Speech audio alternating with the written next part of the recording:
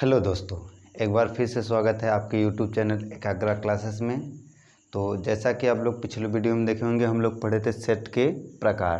तो आज हम उसी सेट के प्रकार के एक्सरसाइज 2.1.2 का एक्सरसाइज हल करेंगे।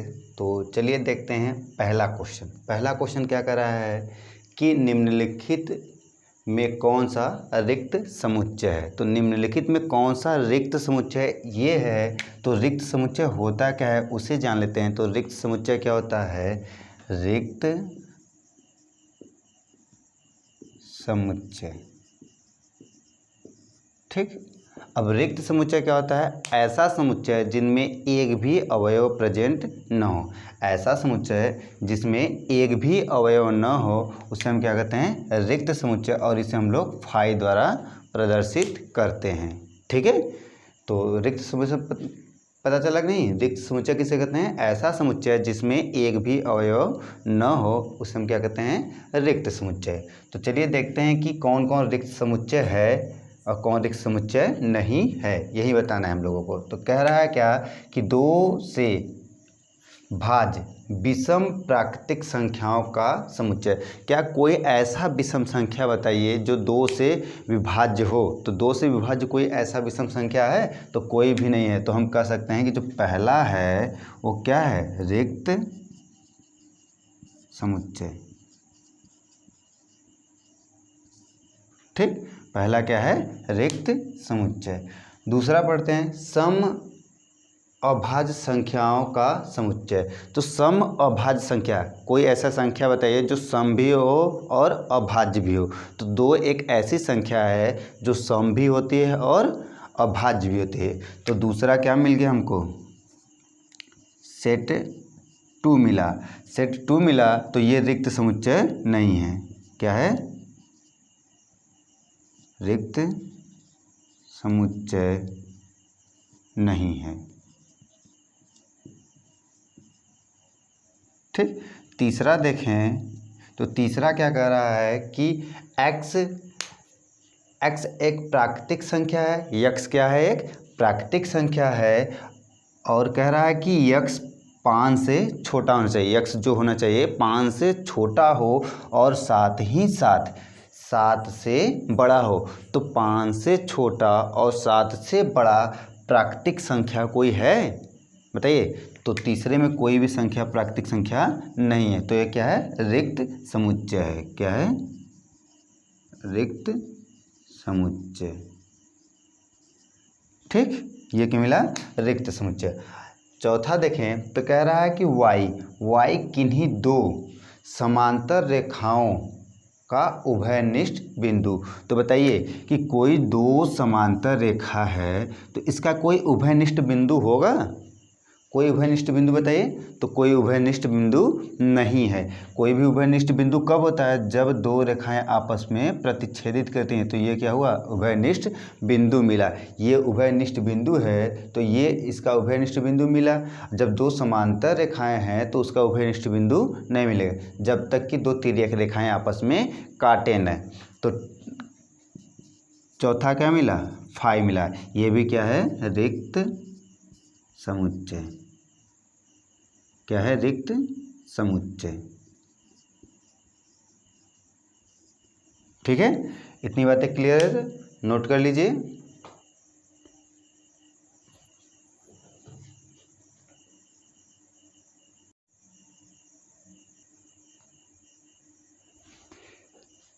चलिए अगला क्वेश्चन देखते हैं। अगला क्वेश्चन क्या कर रहा है? क्वेश्चन नंबर 2, ठीक। क्वेश्चन नंबर 2 कह रहा है निम्नलिखित समुच्चयों में कौन सा परिमित और कौन सा अपरिमित समुच्चय है। तो परिमित और अपरिमित क्या होता है ये जान लेते हैं। तो ये क्या होता है? परिमित समुच्चय।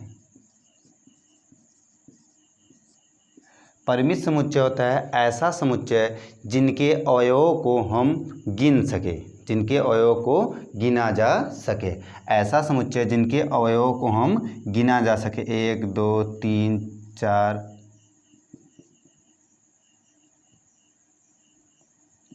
ठीक, तो ये क्या है 4, इसके अवयव हम गिन सकते हैं, इसमें कितने 4 अवयव हैं, तो ये क्या है परिमित समुच्चय। लेकिन अपरिमित के में क्या होता है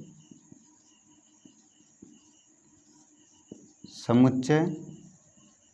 अपरिमित क्या होता है कि ऐसा समुच्चय जिनके अवयवों को हम गिन नहीं सकते, ऐसा समुच्चय जिनके अवयवों को हम गिन नहीं सकते हैं वो सब क्या हो जाएंगे अपरिमित समुच्चय। जैसे 1 2 3 डॉट डॉट डॉट, ये सब क्या है अपरिमित समुच्चय हैं। तो अब देखते हैं क्वेश्चन में, तो क्वेश्चन में कह रहा है कि वर्ष के 12 महीनों का समुच्चय। तो वर्ष के 12 महीनों का समुच्चय, अगर क्वेश्चन नंबर पहला का आंसर देखा जाए तो वर्ष के 12 महीनों का समुच्चय क्या हो जाएगा, जनवरी हो जाएगा, फरवरी हो जाएगा, मार्च, अप्रैल, मई, जून, जुलाई, अगस्त, सितंबर, अक्टूबर, नवंबर, दिसंबर। मीन्स जो 12 आ रहा है उसे हम क्या करें गिन सकते हैं कि नहीं, 12 महीने जो हैं वर्ष में उसे हम गिन सकते हैं। जब गिन सकते हैं तो क्या हो जाएगा परिमित समुच्चय। ठीक, पहला क्या हो जाएगा परिमित समुच्चय। दूसरा देखें तो 1 2 3 4 डॉट डॉट डॉट कहाँ तक अनंत तक, तो अनंत तक जब जाता है तो क्या होता है अपरिमित समुच्चय। तो दूसरे में तो दिखाई दे रहा है कि दूसरा क्या है अपरिमित समुच्चय है, अपरिमित समुच्चय। ठीक, दूसरा पता चल गया अपरिमित है। तीसरे की बात करें तो तीसरा देखिए 1 2 3 से लेकर कहाँ तक 99 और 100, मीन्स इसमें 100 अवयव हैं, इससे हम क्या कह रहे हैं गिन सकते हैं कि नहीं, 100 अवयव को हम गिन सकते हैं। तो तीसरा क्या है परिमित समुच्चय, समुच्चय। ठीक, चौथा देखें तो चौथा क्या कह रहा है कि 100 से बड़ी धन पूर्णांक संख्याओं का समुच्चय। अब 100 से बड़ी कितना पता नहीं कितना अनंत तक, जब अनंत तक की बात हो रही है 100 से बड़ी कुछ भी हो सकता है कि नहीं, जब कुछ भी हो सकता है तो चौथा क्या हो जाएगा अपरिमित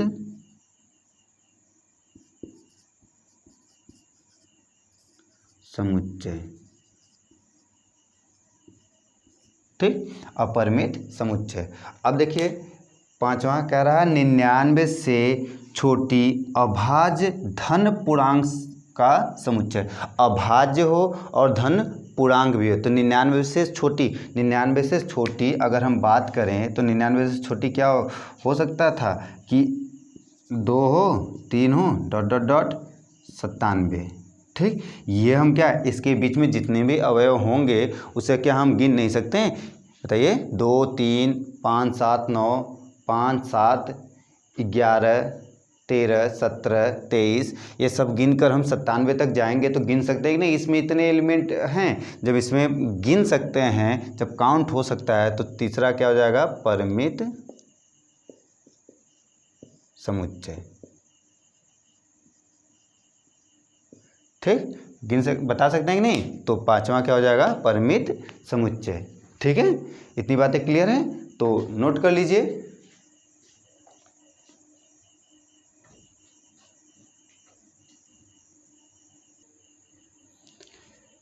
चलिए अगला क्वेश्चन देखते हैं। अगला क्वेश्चन क्या कर रहा है, निम्नलिखित समुच्चयों में प्रत्येक के लिए बताइए कि कौन परिमित है और कौन अपरिमित समुच्चय है। तो परिमित और अपरिमित अभी इससे पहले वाले क्वेश्चन में हम लोग जानते हैं, देख चुके हैं। तो परिमित और अपरिमित जब हम जान चुके हैं तो पहला क्वेश्चन देखिए, पहला क्वेश्चन उसमें क्या कर रहा है तीसरे का कि x अक्ष के समांतर रेखाओं का समुच्चय। तो आप जानते हैं कि जब x अक्ष के समांतर रेखा का समुच्चय कह रहा है कि x अक्ष के समांतर कौन कौन रेखाएं होंगी, तो अब बताइए x अक्ष के समांतर कितनी रेखाएं खींच सकते हैं, अनंत रेखाएं नहीं खींची जा सकती। जब अनंत रेखाएं खींची जा सकती हैं तो पहले का क्या हो जाएगा अपरिमित समुच्चय होगा कि नहीं, तो अपरिमित समुच्चय। ठीक, पहला क्या है अपरिमित समुच्चय। दूसरा देखते हैं तो दूसरा क्या कह रहा है कि अंग्रेजी वर्णमाला के अक्षरों का समुच्चय। तो अंग्रेजी वर्णमाला जब भी हम गिनते हैं, काउंट करें तो काउंट कर सकते हैं कि नहीं, टोटल 26 होते हैं। जब टोटल 26 होते हैं तो उसे हम जब काउंट कर सकते हैं तो क्या होगा, काउंटेबल होगा। जब काउंटेबल है तो वो क्या हो जाएगा, परिमित समुच्चय। ठीक, परिमित हो गया। तीसरा देखते हैं, तीसरा कह रहा है उन संख्याओं का समुच्चय जो 5 के गुणज हो। तो 5 के गुणज 5, 10, 15, 20 डॉट डॉट डॉट इनफाइनाइट होंगे कि नहीं। तो जब डॉट डॉट डॉट लग गया तो क्या कहेंगे, वो क्या होगा, अनंत होगा। जब अनंत होगा तो क्या हो जाएगा, अपरिमित समुच्चय। ठीक, इसके लिए यही ना होगा कि क्या हो जाएगा, 5, 10, 15, 20 अनंत है। जब अनंत है तो क्या होगा, अपरिमित समुच्चय होगा। अगला कह रहा है चौथा, पृथ्वी पर रहने वाले सभी जानवरों का समुच्चय। जब पृथ्वी पर रहने वाले इंसान को गिन सकते हैं तो जानवर को नहीं गिन सकते हैं। हो सकता है मिलियन में हो, बिलियन में हो, जिसमें भी हो, लेकिन हम उसे क्या कर सकते हैं, गिन सकते हैं। पृथ्वी पर जितने भी जानवर है उसे गिना जा सकता है। जब गिना जा सकता है तो क्या होगा, परिमित होगा समुच्चय। ठीक, गिना जा सकता है तो परिमित होगा। अगला कह रहा है मूल बिंदु 0,0 से होकर जाने वाले वृत्तों का समुच्चय। तो जब मूल बिंदु से होकर जाने वाले वृत्तों का समुच्चय, तो कैसे वृत्त बनेंगे उसे देख लेते हैं। तब आप लोग आसानी से बता सकते हैं कि ये परिमित है या अपरिमित है। ठीक, तो मूल बिंदु कहाँ है, यहाँ पर है, तो 0,0। अब यहाँ से जो भी वृत्त बने यहीं से होकर बने। ये इस प्रकार जितना भी आपको वृत्त बनाना है यहीं से बनाइए। तो इससे हम क्या कर सकते हैं, ये अनंत बन सकता है कि नहीं। अब मूल बिंदु से होकर जाए और एक बिंदु से होकर जा रही तो अनंत बना सकते हैं। जब अनंत बन सकती है तो ये क्या हो जाएगा, ये अपरिमित होगा।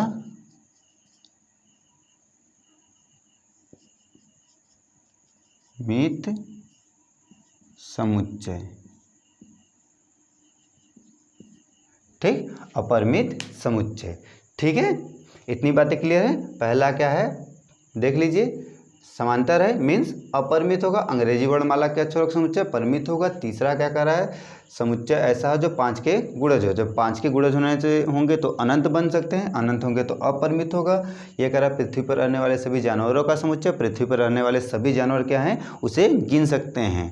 ठीक है, जब गिन सकते हैं तो क्या होगा, परिमित होगा। अगला कह रहा है मूल बिंदु 0,0 से होकर जाने वाले वृत्तों का समुच्चय। तो देख रहे हैं इससे क्या अनंत वृत्त बन सकते हैं, तो ये क्या होगा, अपरिमित होगा। ठीक है, इतनी बातें क्लियर है तो नोट कर लीजिए। चलते हैं अगले क्वेश्चन की तरफ।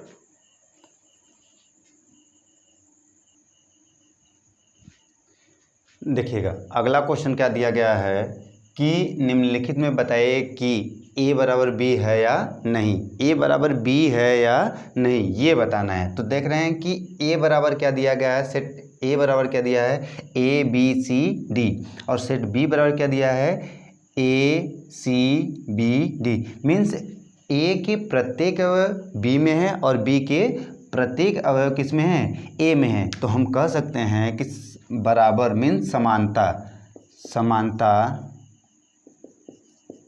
समानता कब होती है, समानता कब लागू होता था सेट में, जब a इक्वल टू बी। कब होता था, जब a के प्रत्येक अवयव b में हो और b के प्रत्येक अवयव a में हो, तभी हम समानता का नियम अप्लाई कर सकते थे। तो देख रहे हैं कि पहले में क्या रहा है कि a b c d, तो कह सकते हैं कि पहला क्या है, a बराबर b है। ठीक, a बराबर b है। ठीक, और दूसरे क्वेश्चन की देखें तो दूसरे क्वेश्चन में 4, 8, 12, 16, 4, 8, 12 नहीं है, 16 है और 18 अधिक है। तो कह सकते हैं कि a के प्रत्येक अवयव b में नहीं है, a के प्रत्येक अवयव b में नहीं है और b के प्रत्येक अवयव a में भी नहीं है। तो हम कह सकते हैं दूसरा क्या है, a not equal to b, a b के बराबर नहीं है। ठीक है, इतनी बातें। चलिए आगे देखते हैं। कह रहा है कि ए क्या है, 2 4 6 8 10, 2 4 6 8 10 है। और बी क्या रहा है, यक्स क्या है, सम धन पूर्णांक है जो 10 से छोटी है। तो बी अगर हम बनाना चाहें इसके लिए तो बी क्या बनेगा, 2 4 6 8 10 बनेगा। 10 से छोटा या बराबर होना चाहिए, 10 से छोटा या बराबर होना चाहिए। तो देख रहे हैं यही बन रहा है। और ए भी क्या है, सेम सेट है कि नहीं। जब दोनों सेट समान हैं, देख रहे हैं कि इसके प्रत्येक अवयव बी में है, बी के प्रत्येक अवयव ए में है, तो कह सकते हैं क्या, तीसरा ए बराबर बी है। अब बात आती है चौथे की। तो चौथा देखिए, चौथा क्या कह रहा है कि ए क्या है, यक्स एक प्राकृतिक संख्या 10 का गुणज, मतलब प्राकृतिक संख्या ऐसी हो जो 10 का गुणज हो। ठीक, यक्स क्या है, प्राकृतिक संख्या हो जो 10 के गुणज हो। और बी क्या है, देख रहे हैं कि ये हमें लगता है कि 10 है, 15 है, 20 है, 25 है। ये क्या है, 5 के गुणज है, लेकिन कहाँ से, 10 से बड़ी या बराबर और इनफाइनाइट तक दिखाई दे रहे। मीन्स इसमें तो 10 के गुणज है, लेकिन सभी संख्या 10 के गुणज नहीं है। ठीक, जब 10 के गुणज नहीं है तो हम कह सकते हैं कि ए बराबर बी भी नहीं है। ठीक है, इतनी बातें क्लियर है तो नोट करिए। चलिए बढ़ते हैं अगले क्वेश्चन की तरफ।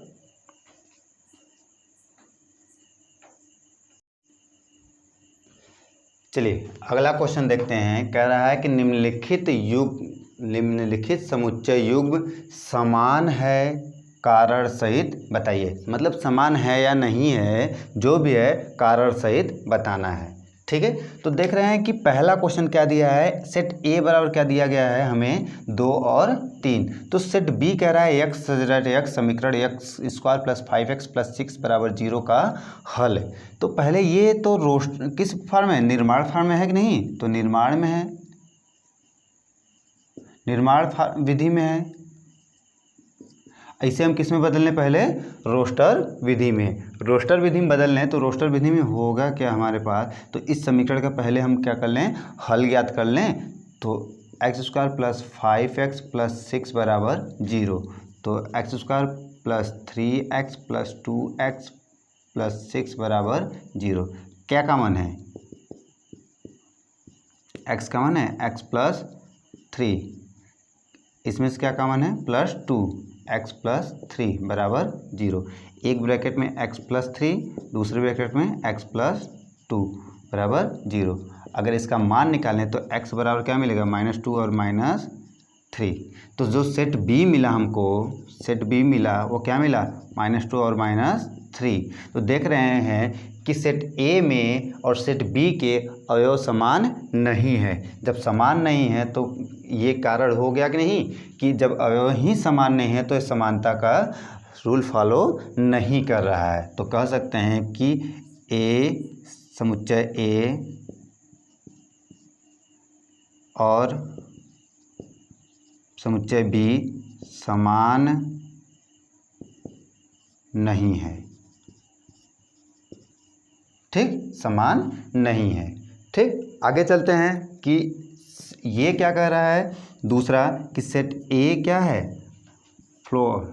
ठीक, तो इसको लिख सकते हैं FOLW लिख सकते हैं कि नहीं। सेट ए और सेट बी लिखना चाहें तो सेट बी में देख रहे हैं क्या लिख सकते हैं, WOLF।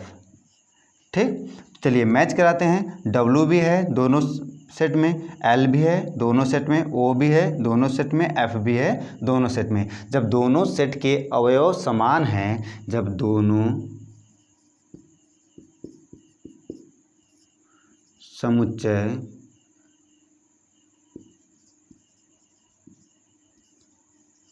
के अवयव समान है तो A बराबर B सेट है। ठीक है, कारण समझ में आया कि नहीं। जब इनके दोनों अवयव समान होंगे तो समानता का नियम फॉलो करेगा। ठीक है, इतनी बातें क्लियर है तो नोट किया जाए। चलिए नोट कर लीजिए और चलते हैं अगले क्वेश्चन की तरफ।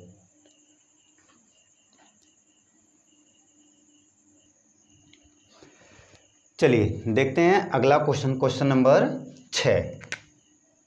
ठीक है, क्वेश्चन नंबर 6 क्या कह रहा है, नीचे दिए गए समुच्चयों में से समान समुच्चयों का चयन कीजिए। कुछ समुच्चय दिए गए हैं आप लोगों को और आपको बताना है सर उसमें कौन सा समुच्चय किसके साथ समानता का नियम फॉलो करता है। तो किसके साथ समानता का नियम फॉलो करता है उसे देखते हैं। तो उसमें हल में क्या हो जाएगा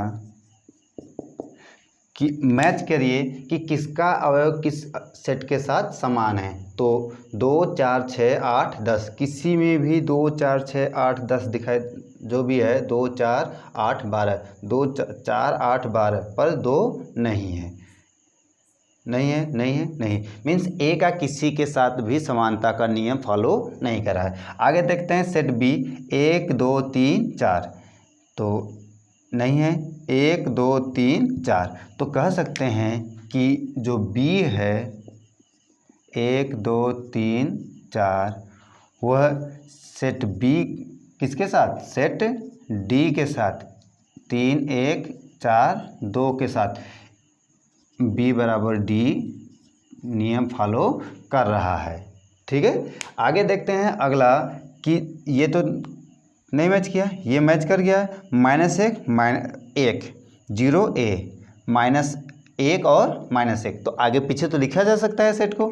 तो जो दूसरा फॉलो किया है कौन सा है, ई सेट ई क्या है -1 और 1 और बराबर किसके है, जी के, सेट जी के उसमें क्या था कि 1 और -1 तो कह सकते हैं कि E = G। ठीक, आगे देखते हैं O और A, O और A है तो है नहीं, 0 और 1 है तो बस यही दो ठो ऐसे सेट हैं जो समानता का नियम समान समुच्चय का चयन किया जा सकता है इन सभी में से। ठीक है, इतनी बातें क्लियर हैं तो नोट करिए और चलिए चलते हैं अगले टॉपिक की तरफ। ठीक है।